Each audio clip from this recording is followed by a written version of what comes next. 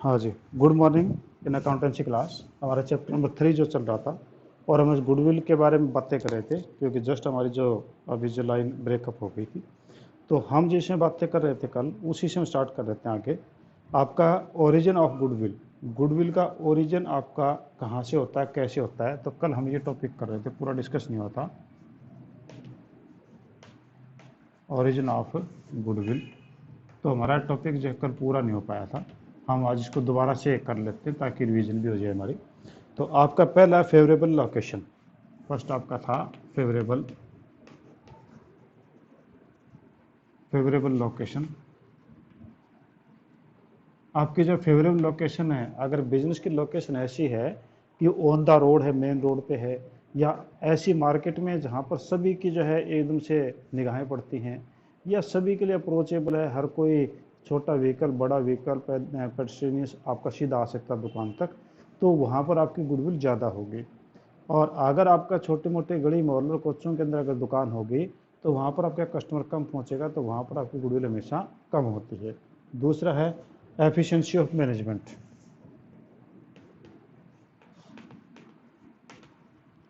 Efficiency of management,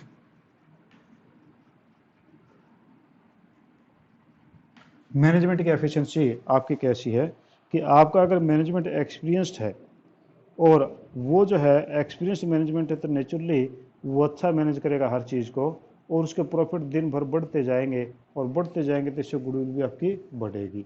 next है longevity of the business. Third is longevity of business.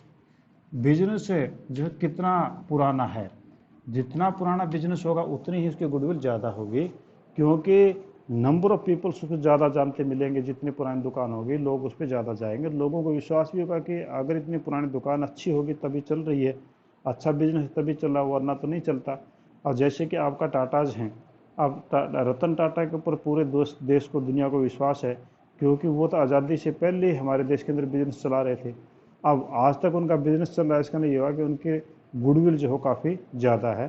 तो जितना business लंबा होगा उतना ही आपकी जो गुडविल ज़्यादा होगी। Fourth is nature of goods.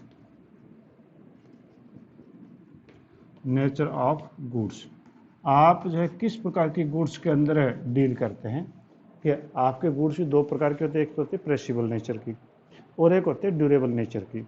जो प्रेसिबल नेचर का मतलब होता है जल्दी ख़राब हो जाते हैं, जैसे कि दूध है, आपका बटर है, सब्जियां हैं, तो इस प्रकार की जो कि जो एक बार यूज़ करके फेंक दी जाती हैं, तो वो आपकी प्रेसिबल नेचर की होती हैं। तो उन प्रकार के बिजनेस की वैल्यू जो गुडविल कम होती है। अगर आपके आसपास में सब्जी की रेडी वाला है, तो उसकी कोई आप गुडविल थोड़ी मानते हैं, ठीक, अच्छी सब्जी आ गई आपने खरीद ली, नहीं आई तो रहने दो। पर अगर आपको गाड़ी खरीदनी है, फ्रिज खरीदना है, टीवी खरीदना है, एसी खरीदना है, तो नेचुरली आप 20 बार जो है उस कंपनी के बारे में सोचेंगे जो कंपनी जो बनाती हैं, क्योंकि वो ड्यूरेबल थिंग है, वो लंबे समय तक आपके पास रहेगी। तो इसलिए जो ड्यूरेबिलिटी ऑफ गुड्स है, वो आपके नेचर ऑफ गुड्स है, वो भी आपकी गुडविल को प्रभावित करती है। Next is position of licence. Position of licence,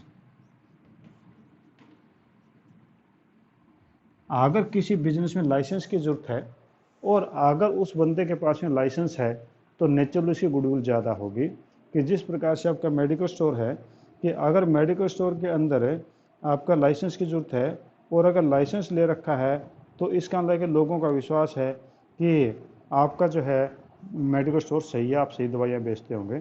पर अगर जिनका लाइसेंस नहीं है, तो उसके पर लोग विश्वास कम करते हैं। ठीक है जी। Monopoly, monopolistic right. Sixth is monopolistic, monopolistic right. Monopolistic rights का मतलब होता है एकाधिकार होना, कि अगर आपके बिजनेस में एकाधिकार है, कि कोई दूसरा आपका कंपटीटर नहीं है, तो नेचुरली कि आपके प्रॉफिट ज़्यादा होंगे, और आपके जो पेटेंट है, ट्रेडमार्क है, कॉपीराइट है, वो आपके पास में है, तो उस कारण से आपकी गुडविल भी ज़्यादा होगी। क्योंकि जब एक ही आदमी है, जैसे कि पहले बीएसएनएल होता था टेलीफोन का, और वो कुछ भी रेट लेता हमें देना पड़ता था, पर अब जब उसकी मोनोपोली नहीं बची, आपके दुनिया जान के जो है वो मोबाइल कंपनी आ गई, और आज जो है हम बीएसएनएल को अच्छा नहीं मानते हैं, क्योंकि उस समय उसके मोनोपोली थी, आज उसकी मोनोपोली नहीं है। Next is risk involve. Seventh is risk involve. Risk involve ये भी जो है आपकी गुडविल को काफ़ी ज़्यादा प्रभावित करता है कि जिस बिजनेस के अंदर जो है आपका रिस्क ज़्यादा होगा, ठीक है, तो वहाँ पर जो है गुडविल की वैल्यू कम होगी, और जिस बिजनेस में रिस्क कम है तो उसकी गुडविल ज़्यादा होगी। जिस प्रकार से अगर आप देखें कि अगर आपके क्रैकर्स हैं, पटाखे हैं, पटाखों के बिजनेस में रिस्क ज़्यादा है, रिस्क ज़्यादा है तो वहाँ पर गुडविल कम है, ठीक है। जबकि आपका सीमेंट है, सरिया है, या और कोई ए चीज़ है, या आपकी गाड़ियाँ हैं, वहाँ पर रिस्क फैक्टर कम है तो वहाँ पर उस फर्म की गुडविल ज़्यादा होती है। Next is trend of profit. Next is trend of profit. Trend of profit कि आपका जो प्रॉफिट का ट्रेंड है वो किस प्रकार का है, कि अगर आपके बिजनेस के प्रॉफिट कंटिन्यू बढ़ते जा रहे हैं, पिछले 10 साल से लगातार आपके प्रॉफिट्स रेज हो रहे हैं, तो इसका ये है कि आपकी गुडविल ज़्यादा होगी। अगर प्रॉफिट डाउनवर्ड्स आ रहे हैं हर साल तो आपकी गुडविल कम होगी, क्योंकि गुडविल का मतलब प्रॉफिट कमाना होता है। कि अगर आपके प्रॉफिट अच्छे होते जा रहे हैं तो आपकी गुडविल ज़्यादा होगी, और आपके प्रॉफिट घटते जा रहे हैं तो गुडविल कम होगी। और next is future competition. Future competition, आपका फ्यूचर कंपटीशन वो कैसा है? अगर आपको लगता है कि फ्यूचर में कोई कंपटीशन नहीं है तो आपकी गुडविल ज़्यादा रहेगी, और अगर आपको लगता है कि फ्यूचर में कंपटीशन आने वाला है और कंपटीशन में आप लोगों को डेफिनेटली आप अफेक्टेड होंगे, तो वहाँ पर आपकी गुडविल कम हो जाती है, क्योंकि कंपटीटर नहीं है तो प्रॉफिट ज़्यादा होगा, प्रॉफिट ज़्यादा होगा तो नेचुरली गुडविल ज़्यादा होगी, ठीक है जी। Next is capital required. Capital required, capital required का मतलब आपको कितने पैसे की, कितनी पूंजी की आपको जरूरत होगी, ठीक है।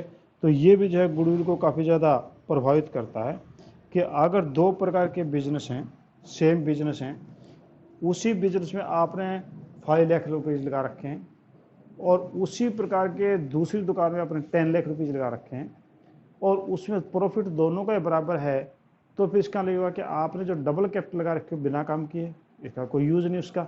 तो यानी अगर जितनी कैपिटल ज़्यादा लगेगी गुडविल उतनी कम होगी, और जितनी कैपिटल कम लगा करके हम प्रॉफिट ज़्यादा कमा पाते हैं तो आपकी गुडविल ज़्यादा होगी, ठीक है जी। और इसके अलावा कुछ अदर फैक्टर्स हैं वो मैं डिस्कस कर दूँ। आपके अदर फैक्टर्स हैं जो इनडायरेक्ट रूप से प्रभावित करते हैं। अदर फैक्टर्स, और अदर फैक्टर्स में आपके कौन कौन से हो सकते हैं? पहला कि good industrial relations. Good industrial relation का मतलब यहाँ पर क्या है कि इंडस्ट्रियल रिलेशंस कैसे हैं। अब आप ये कहेंगे इंडस्ट्रियल रिलेशन का यहाँ पर मीनिंग क्या है? इंडस्ट्रियल रिलेशन का मतलब यहाँ पर जो मीनिंग ये होता है कि आपकी कंपनी में या आपकी फैक्ट्री के अंदर या आपके बिजनेस के अंदर कितनी लेबर स्ट्राइक्स होती हैं, कितने लॉकडाउन होते हैं। लेबर स्ट्राइक का मतलब कि आपके वर्कर अगर स्ट्राइक करते हैं तो नेचुरली बिजनेस प्रभावित होगा।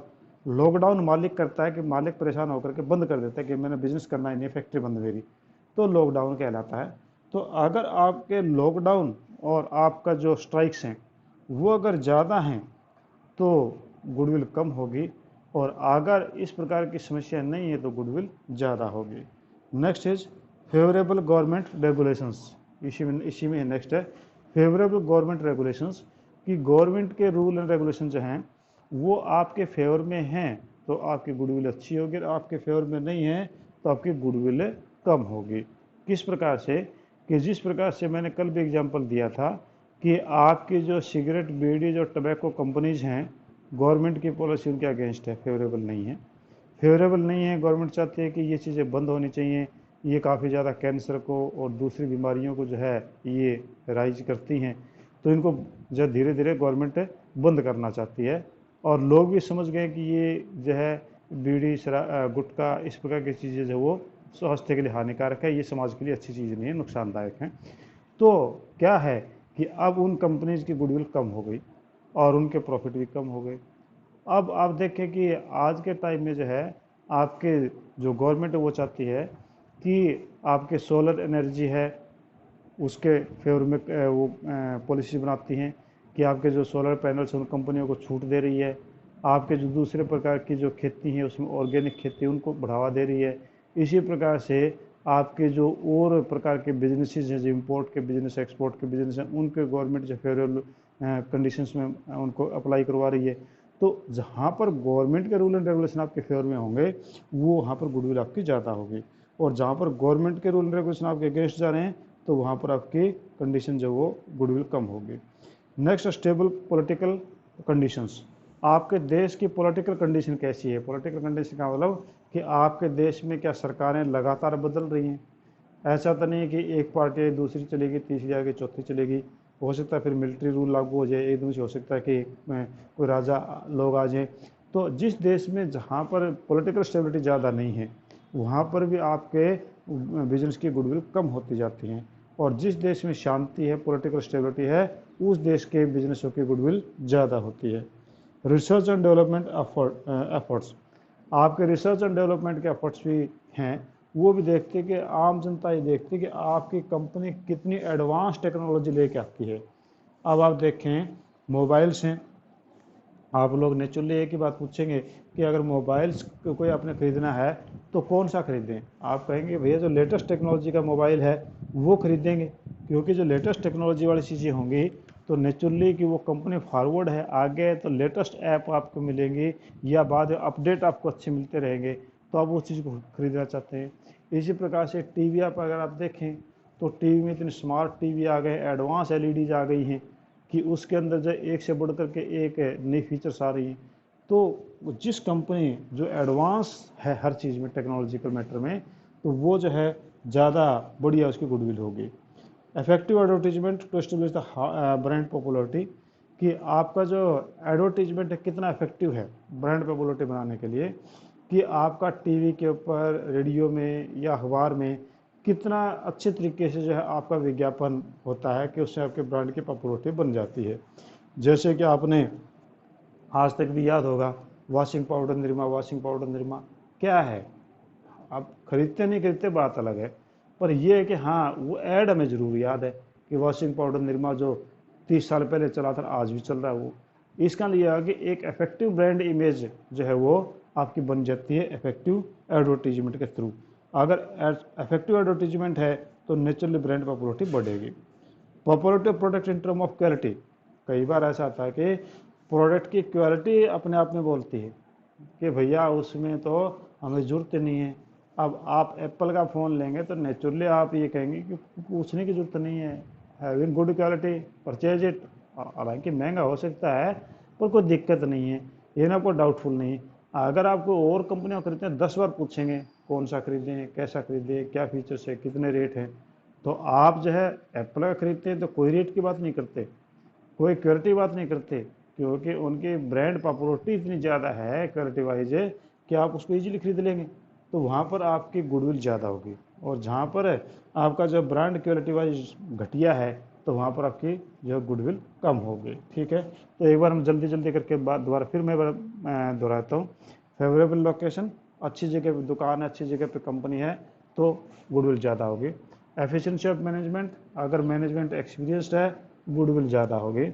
लॉन्गिट्यूड ऑफ बिजनेस, बिजनेस जितना लंबे समय से चल रहा है गुडविल उतनी ज़्यादा होगी। Nature of goodwill, nature of goods है, सॉरी है not goodwill, nature of goods, आपके गुड्स की नेचर कैसी है, ड्यूरेबल गुड्स हैं या प्रेसिबल है? ड्यूरेबल है तो ज़्यादा होगी, प्रेसिबल होते कम होगी। पोजीशन ऑफ लाइसेंस, आपका लाइसेंस अगर है तो एक लाइसेंस से बड़ा बिजनेस एक नॉन लाइसेंस वाला है तो लाइसेंस वाले बिजनेस की गुडविल आपकी ज़्यादा होगी।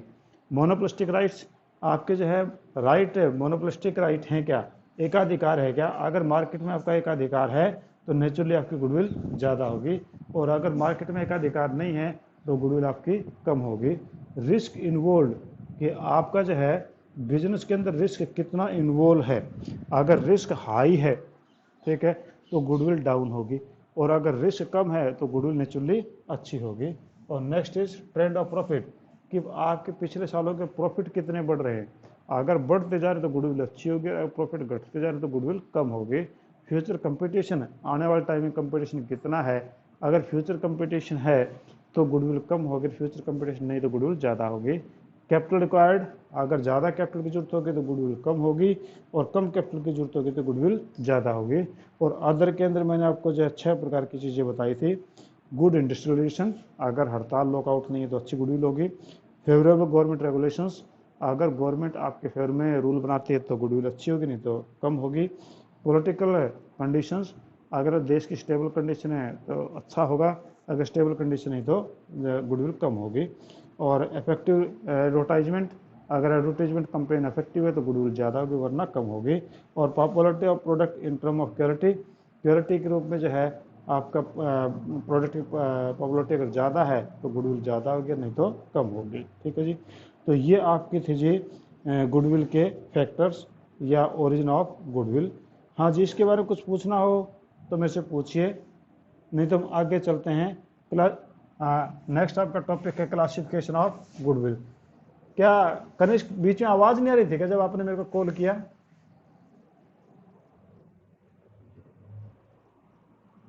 अच्छा अच्छा, समझ गया। उसमें तो उस समय यहाँ पर मेरे को खुद को नहीं सुन रहा था आपकी आवाज़ भी, आपने कॉल किया तो भी नहीं सुनी मेरे को आवाज़।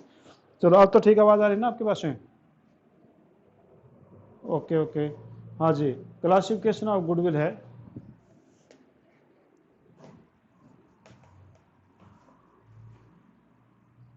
क्लासिफिकेशन ऑफ गुडविल, गुडविल की हम क्लासिफिकेशन, गुडविल को हम कैसे कैसे बांट सकते हैं, यानी गुडविल को हम कितने भागों में बांट सकते हैं।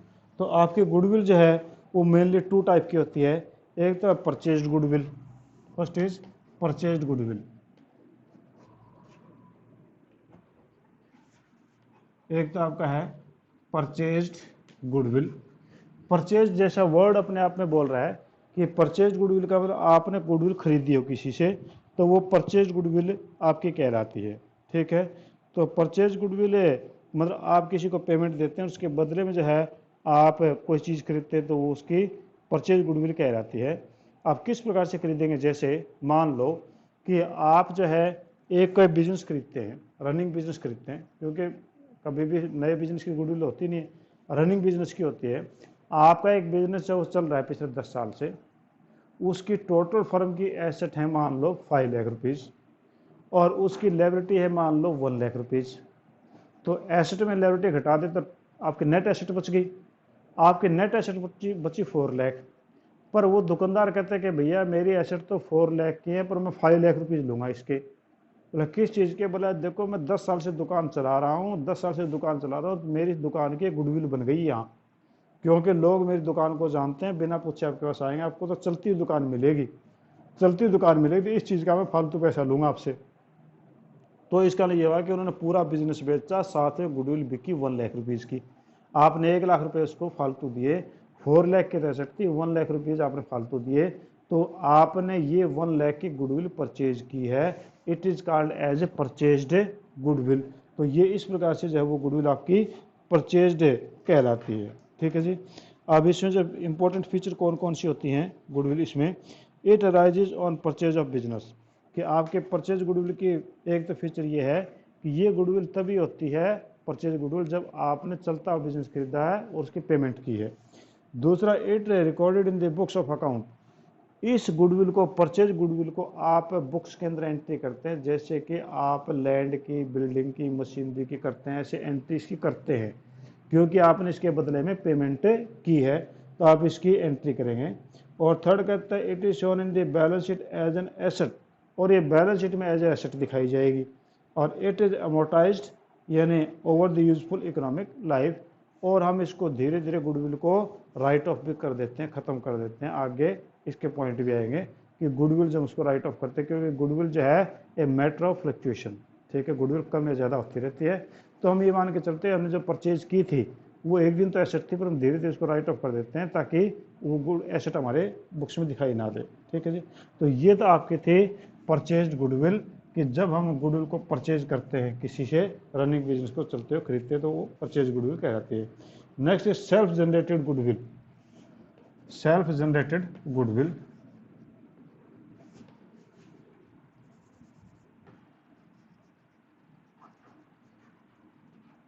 Self generated goodwill. Self generated का मतलब आप समझ ही गए होंगे, सेल्फ मैंने खुद की, जनरेटेड बनाई हुई, यानी खुद एक अकाउंट से गुडविल बने। अब आपने कोई रनिंग बिजनेस नहीं खरीदा, आपने जो एक कंपनी स्टार्ट की या फैक्ट्री स्टार्ट किया, कोई दुकान स्टार्ट की, अब धीरे धीरे जो है आपके लोग, आसपास के लोग जानने लग जाएंगे, दूर दूर के लोग जानने लग जाएंगे। आपने एडवर्टीजमेंट किया तो हो सकता है कि पूरे हरियाणा में, पूरे भारत में जो है आप लोगों के फर्म को जानने लग जाएंगे लोग। तो इस प्रकार से धीरे धीरे आपकी गुडविल जनरेट होगी। तो इस प्रकार की जो गुडविल होती है वो कहते हैं सेल्फ जनरेटेड, यानी खुद के द्वारा बनाई गई आपकी गुडविल होती है। तो ये सेल्फ जनरेटेड गुडविल कहलाती है। ठीक है, अब इसकी कौन कौन सी इंपॉर्टेंट फीचर हैं। पहला, it is internally generated over a long period of time, कि ये इंटरनली जनरेटेड होती है लंबे समय के साथ, जबकि ये इंटरनली जनरेटेड नहीं होती है, ये तो परचेज्ड होती है, किसी और ने गुडविल क्रिएट की थी, आपने खरीदी थी, जबकि ये आपके लॉन्ग टाइम के साथ में होती है। Second, it's true cost can not be placed on this type of goodwill. ये कहता है कि यहाँ पर इसकी वैल्यू फाइंड आउट नहीं की जा सकती जल्दी से। इसमें तो हमने फाइंड आउट कर दी कि बंदे ने 1 लाख रुपीज़ फालतू मांग लिए हमारे से, तो उन्होंने मान लिया कि ठीक है, it is a matter of goodwill, पर इसके अंदर हम इस प्रकार का कुछ भी नहीं कर सकते हैं।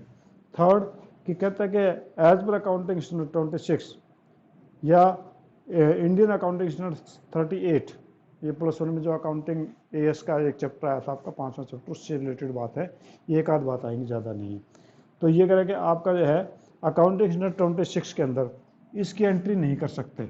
अकाउंटिंग स्टैंडर्ड 26 है, उसके अंदर इसकी AS बोलते हैं इसको, अकाउंटिंग स्टैंडर्ड, उसमें 26 के अनुसार इसकी एंट्री नहीं कर सकते, क्योंकि आप गुडविल की एंट्री तभी करेंगे जब आप कोई चीज़ की पेमेंट करते हैं। ठीक है, तो आज हम इतना ही कर लेते हैं, क्योंकि आपका टाइम जो है हो गया है, तो इसलिए हम इतना ही कर लेते हैं।